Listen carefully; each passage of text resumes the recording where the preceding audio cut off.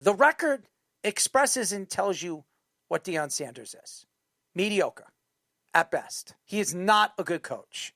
And I'm not saying that DEION Sanders doesn't know the game of basketball. And guys, this is not me being attentive to attack a guy like Prime. I have a lot of respect for Prime's game. I think you can argue him and Darrelle Revis are the greatest corners, and maybe Charles Woodson. I would put those three guys are the three best I've ever seen. They're sensational. All three of them, you can argue, are the greatest corners, greatest DBs we've ever seen. DEION Sanders went to Colorado and practically banished all the players that were a part of that team. As a matter of fact, he told the players that were a part, when they decided to be recruited, when he took over that team, he said, well, get ready. There's a portal. You might as well look towards the portal. I'm not bringing you back, and you're not probably going to be a part of this team. He was so eager to go out there. And by the way, has anybody checked out his Prime show on Prime? Amazon? Amazon Prime, whatever the hell they call it, Prime. So, the last couple of years, I've tuned in to some of the crap that I've seen with DEION Sanders, and he loves the cameras following him. And I feel bad for the health issues he has. I don't wish harm with DEION Sanders. I think DEION Sanders is probably one of the most, great personality, people you'll ever meet. I've never met him, but anybody that's met him, they say he's a great person. He's funny. He's energetic. You'll love him. I don't know him, so I can't tell you that. What I do know is DEION Sanders is a loser when it comes to building a Colorado team that was good last year. They were 9-4. But if you look at the games that they've won and even the teams that they played, the games that they lost were against probably top-end teams. And they never played a top 20 defense at any point last year. Nope. At any point. And everybody keeps talking about Shedeur's this and Shedeur's that. He's the greatest quarterback in that draft class. Really? Because in game number one or half a game, he looked like the worst I've ever seen. And statistics would tell you he could be. I mean, Brandon Whedon was the only one that had a worse game in his debut. Browns legend.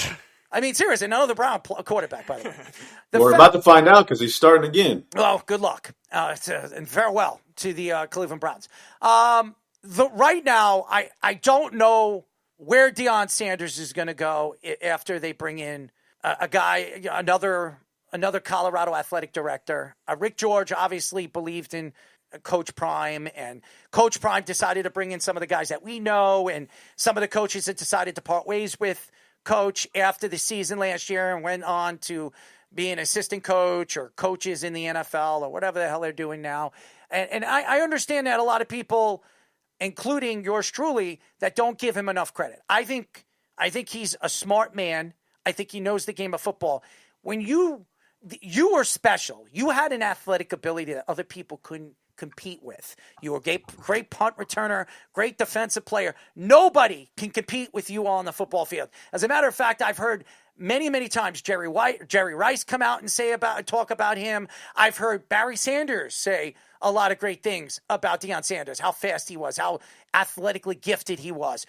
Michael Irvin said he couldn't do anything against DEION Sanders, so he was happy when DEION Sanders went to the Cowboys because he didn't have to play one-on-one against him when he was playing against them in San Francisco. So we know what he was as a player.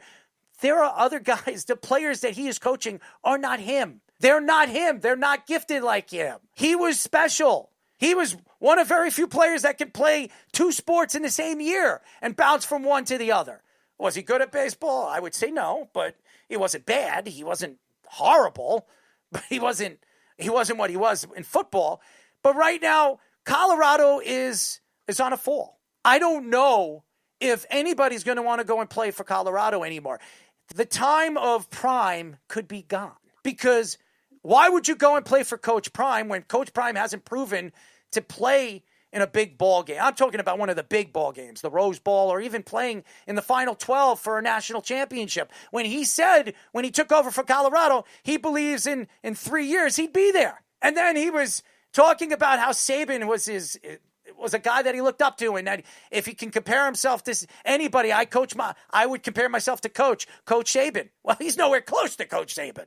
Not even close. I mean, Saban won how many national championships? 7 total, 6 at Alabama. Well, I remember 5 of them in my time. I mean, but I know he won in LSU, and I guess he won 6 in Alabama. But he's nowhere close to Saban. I don't think he's anywhere close to Dabo Swinney. Mm-hmm. He's nowhere close to any of those guys. Where a lot of people a few years ago when he took over Colorado, they were like, I take Prime over Dabo. I take Prime over a lot of these big-time coaches, these big-name coaches, because players are going to want to go and play for him. But now when you see it, when you watch Prime, you watch his documentary, do you really want to play for him? Because I've seen him off the field. Besides to his sons and besides to his adopted son, Mr. Gremlin himself, he's mean. And he's very straightforward to his players. You don't like the way I coach you? Go to the portal and get out of here. And that's not the way you coach teams. We mentioned a couple of coaches that just got a new job. There's one that just got a nice job at Virginia Tech. Mm-hmm. And I speak very highly of him. I saw what he did with Penn State. A lot of Penn State fans don't like him because he can never get him to a national championship. Fine. What is his record? What was his record at Penn State? Pretty damn good. He had 6 10-win seasons, whereas DEION Sanders has 16 total wins. Pretty damn good. I mean, DEION Sanders, think about it. Shedeur, who was a predominant number 1 pick or first-round draft pick, and Travis Hunter, who won a Heisman Trophy. We've seen what he's done in the NFL in his first year. Really nothing. And Shedeur, in a half a game, and I know what Jabba said, we'll see when he does in his first full game. I don't know if you're going to see much more than what we saw in game number 1. The fact here is, can he teach young guys the game of football? That's the question. And I understand that he to me, the talent that he was on a football field and what we've seen 2 players go to the NFL. Actually, 3. Shiloh got a contract with the Eagles. I don't know how that happened. Maybe just because his last name is Sanders. He was dropped by the Buccaneers, and all of a sudden the Eagles took a chance with him, and what? He's sitting the bench as number 50, 56, or 55. He might as well be a punt returner or a punter. He should be a punter. Shiloh should be a punter. DEION Sanders right now has proven to me he's not a coach. And maybe I don't think, and by the way, thank God the Cowboys didn't hire him. I could say that. I don't know if he can coach. So you're saying the Cowboys made a smart move? Jerry Jones did the right thing. Brian Schottenheimer is not awful, Java. No, he's not. Believe it or not. No, definitely not. They have one of the best offenses in the league right now. So the fact here is Jerry Jones did the Cowboys right. And Colorado right now, they're in a shitload of trouble, excuse my language, because they just gave him an extension of 5 years, $54 million. And I don't know if he's going to last with the new regime. As a matter of fact, if I was a new director, I'm saying to myself, do I want to deal with Coach Prime when I'm trying to recruit players and bring in a new style of offense, a new style of perception of Colorado football? The answer would be no. I don't want to deal with Prime because we've seen what Prime does behind the scenes. He is uncontrollable. He speaks out loud, and he doesn't do the right thing for the director. When the director comes out at the end of the season or even beginning of the season, when he's going over some of the moves that they made, the first thing the director is doing is not challenging the coach. Well, guess what? Now, this is not his coach. You're going to come in and you're going to challenge everything Prime does because he's not your guy.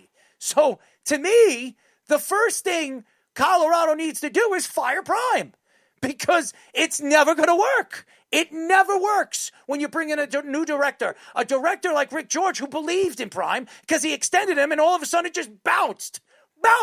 He didn't get fired. He bounced. He said, you know what? Screw this. I don't want to deal with this anymore. I'm not stamping my name to this anymore. I'm done with this.